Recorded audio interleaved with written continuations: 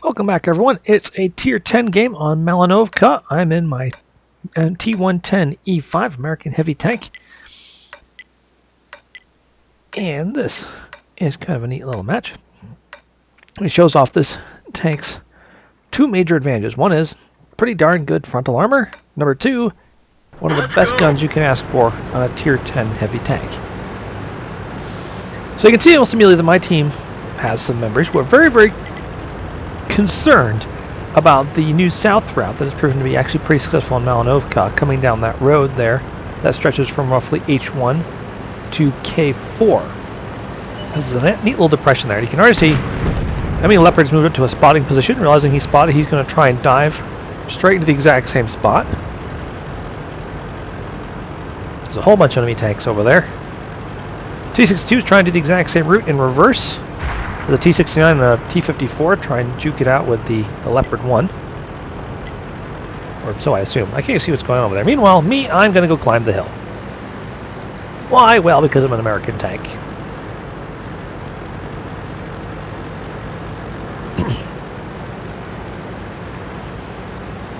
American tanks, good gun depression, good guns, decent turret, usually better than average turret armor. But as I'm climbing the hill, I'm looking back at the slaughter occurring back at our base. Well, slaughter. But we've already lost a Tier 10 and a Tier 9 medium tank. Oh, make that another. And also Tier 8 medium tank before that Leopard 1. Run by a guy from Havoc. Is finally taken out. So not surprised that he did so much damage. He is from Havoc after all. Still climbing the hill. Concerned a bit about that 121 over there that the Centurions found. But I'm just going to try and make it to the windmill up here and then hold until either, hopefully this Coleman tank's following me, thank God there's somebody following me, can show up and relieve me, or not. And there's the E-50M. Those guys concern me. There's an entire platoon of E-50s. And since I see two of them here, I am going to quickly assume that the third's up here. Sure enough, there he is, holding the crucial spot. I get lucky, he shoots into my angled side and ends up bouncing off. I fire on the move and manage to get a good shot into him, but his platoon mates are here. And I'm thinking, this could be a really short battle. Put another shot into the same one, and now I'm just trying to side scrape this side. A Panther 2 shows up. Put a shot into the Panther 2, and that's when my reinforcements arrive. I'm now heavily reinforced. With that being true, I can start taking a few more chances. This guy's in a good angled spot. I'm not going to be able to damage him there, so I just decide to ignore him and go out here looking for another shot. Don't see one. Yeah, E-50 platoon and a Panther 2, pretty vicious. Oop, he's exposed. He and I swap penetrations. I decide I don't really feel like sticking out here to be shot again. He gets set on fire by the tank behind me, and then killed off by the Panther 2. With him gone, I can now start putting more pressure on his friends behind him.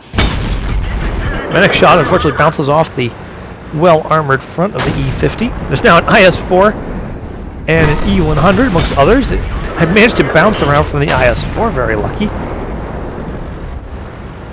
And now looking at one of the toughest known Tier 10 tanks, I'm looking for a shot on his weak point that I know is up there on top of the turret. Round goes low and bounces off of him.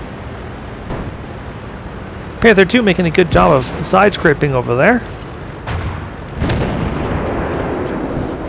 The next E-50 goes down to our IS-4. I managed a quick pop out, found myself lined directly on that VK and just give him a shot for good measure.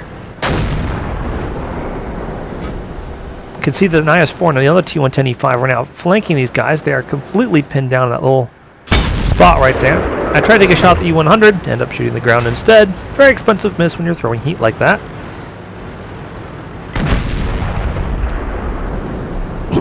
Come on out. Oop, well, go for the IS-4, end up damaging the E-100. We'll take it. Bounce another shot from probably the IS-4. Come back out, try to land my shot on the E-100. End up shooting the wreckage. At this point, I decide that the dead E-50 is providing entirely too much good cover to the other team, so we're going to try and turn that into my advantage by using it as my cover. Hello.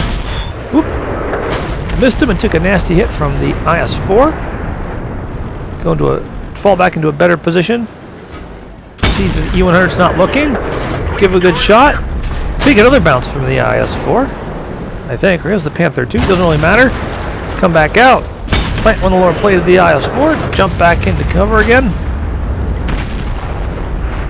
Being hit now from their flank, they're all looking over that way, which makes hitting them much easier. Get a little unlucky when I shoot just as the Jagdpanzer 100 tack nukes the mouse, so I go back to shoot the MS-4, shoot the ground again.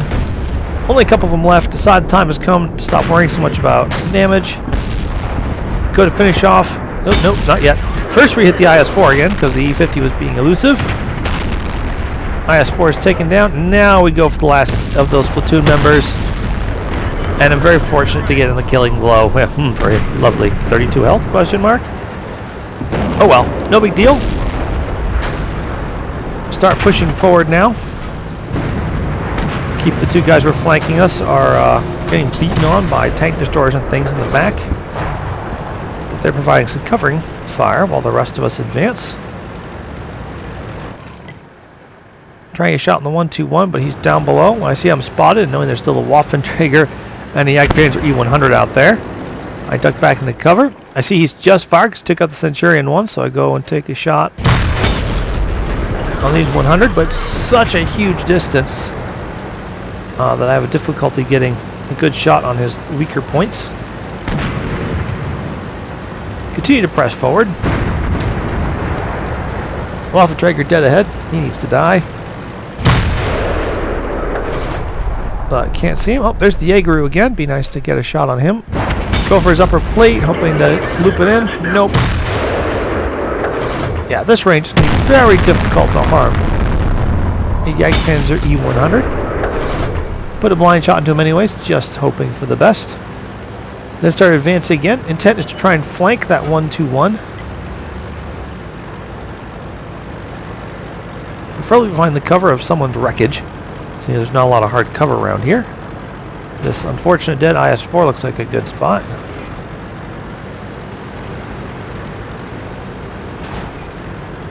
But then I figure out from here that I just not going to be able to get an angle on that 121 where he last was. That's when our A group manages to bounce a shell, probably from the enemy A group. Go for the flank shot, get unlucky, loops over into the front of a superstructure and bounces off. Continue lining up another shot on him. He vanishes before I can reload. Put a blind shot where I think he is, but I'm pretty sure that that just bounced off of him or missed him entirely again. Our A group takes a hit, probably from the enemy T110E5. He hasn't been seen in a little bit. I decided this is a good time to start advancing. I've been spotted, so I'm going to be a terrible person.